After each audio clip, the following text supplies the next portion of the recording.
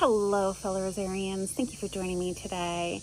It has been such a busy summer, and I know that my videos have been, sporadic because we've just had so much going on, and I'm sure that you have too.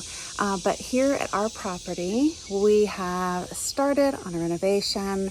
I told you all that we were going to do it, and it just felt like it was never going to be. It just felt like it was never going to happen because we've been planning for so long. It's been 10 years in the works, and so it has finally started. And I'm really hoping that I will have something to share with you from the demo to it being framed up in the next couple of months. But as this has been going on, we have been just head down dealing with things when life happens and you don't prepare.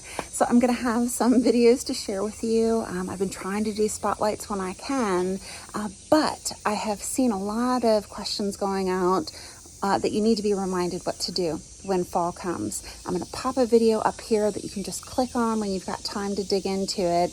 Basically, as fall's coming, you want to make sure that you're looking at your frost date.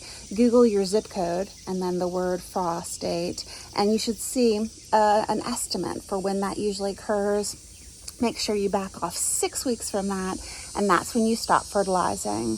And so why do we stop fertilizing? We stop fertilizing because we want them to slow down. Roses are going to go to sleep when they want to. They're very stubborn. So if they want to stay awake all winter and keep blooming for you, awesome.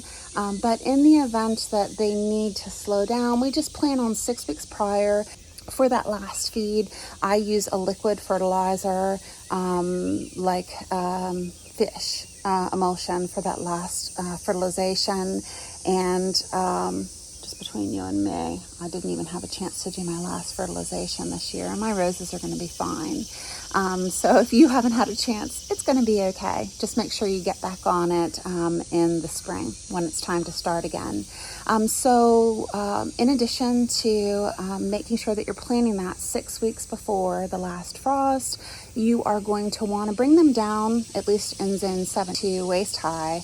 And I keep that extra height on it rather than taking it down to your ankles, something that looks like what you would see when it arrives. Don't take it down that far. You do that in the spring when they're waking up. Right now, you're going to keep that extra height on it so that in the event that it gets a cold snap and that upper growth dies back, you still have a lot of rose there to produce blooms for you in the spring. So make sure you dig into that video. In addition, you all are looking for great rose vendors to plan the garden of your dreams. And so in this video, I want to share with you a giveaway from Andrew from Northland Rosarium. I've done videos. Go ahead, if you're not sure what to expect, and click on this link here for an unboxing that I've done. But Andrew sells very reasonably priced bands.